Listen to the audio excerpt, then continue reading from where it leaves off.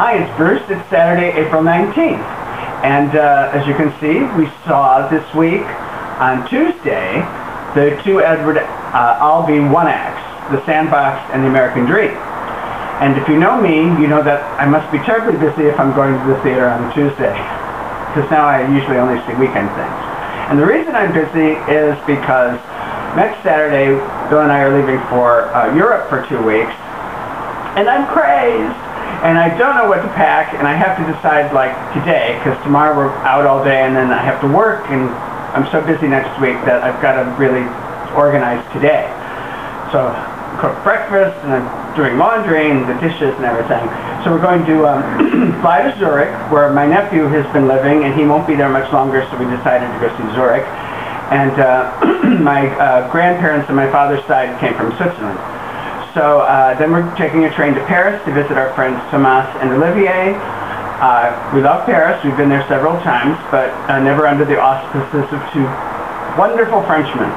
And then we're going to take a train back to Zurich, then fly to Prague, which I've always wanted to see. I hear Prague is beautiful, but that's a lot of traveling in the 2 weeks' time, and I don't know what to pack.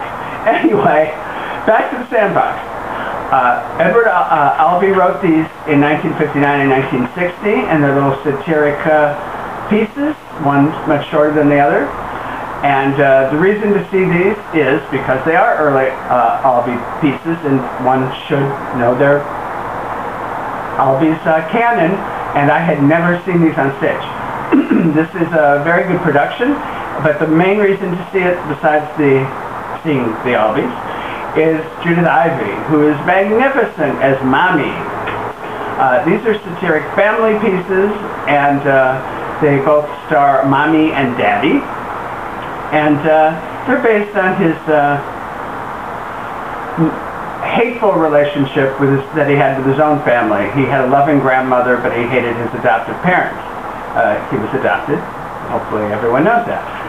So The American Dream, which I found pretty amusing, but it's a little over an hour, I believe, and it's really stretched. It was very avant-garde back then. It still plays well, but it does get repetitive, and it's a bit too long, actually, for what it is today. But you know, I don't want it cut or anything. This is what it is. But it did sort of lose its engine going there, lose a little motor. And then it picks up at the end, and intermission, and then you come back for the Sandbox, which is a very short piece. I don't think maybe 20 minutes. The Sandbox I found stunning, and I found that the satire in the Sandbox much sharper, of course, more focused. In the Sandbox, and I guess much has been said about this young man, the man who plays the young man, who is also the angel of death, not giving anything away here, I hope, is Jesse Williams, who, yes, he's in a Speedo and he looks great, and he's doing his calisthenics through the whole thing, but actually simulating the angel of death if you want to read into that, if you don't get that. He's really good. He has a few lines. Mostly when someone comes out, he goes, "Hi!" But it's his expressions before and after that are wonderful. You can tell he's a really, really good actor because he does his lines brilliantly, but it's the stage presence and the after looks, his expressions on his face that get you just roaring. He's excellent. Oh, motorcycle just went by. All right, so I do recommend Judith Ivey. And I'm not sure if these are a limited engagement or not. I thought they were a limited engagement, so that's why I bought the full price tickets after the reviews came out. But I'm looking at the paper and it doesn't seem to say that. So I think that if you're interested in Edward Albee's work, you should go down and see these, because I don't know if they're going to be done again in a production like this. Certainly not in my lifetime. Tomorrow we're seeing, finally, ALBEE and GYPSY. So I'm going to be very interested in talking about that. You may know that I'm not your biggest ALBEE fan. I I liked her in Sunset Boulevard. We saw her in London, and I loved her in this last Sweeney Todd, the John Doyle. But sometimes I don't care for her as much. So it's not like I'm there to worship at the altar of Patti LuPone, but I love Gypsy, and I can't wait to see it. I hope it's as exciting and as wonderful as they say. All right, talk to you tomorrow.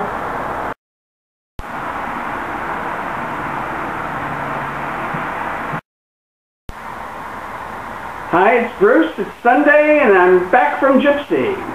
We saw Gypsy on Broadway with Patti LuPone. This is my 4th Broadway Gypsy. I've seen Angela Lansbury, Tyne Daly, and Bernadette Peters. And I rank Patti LuPone up there with Tyne Daly and Angela Lansbury, and then Bernadette Peters. I'll give the 3 of them an equal tie. It was a really good production of Gypsy. It's bare bones. The set's nothing to talk about. It's been transferred from the Encore series, so it's very minimal. But the onstage orchestra really adds to it. Makes it seem a lot more expensive when you see an orchestra on stage. Patti was great. She's not always one of my favorites, but she was really, really great. But I have to give special kudos to Laura Benanti, who was a wonderful Gypsy and definitely a Tony contender, and Boyd Gaines, who was also a great Herbie.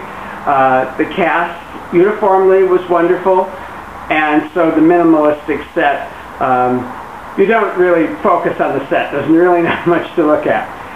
I enjoyed several different takes on this Gypsy. I give Arthur Lawrence some credit.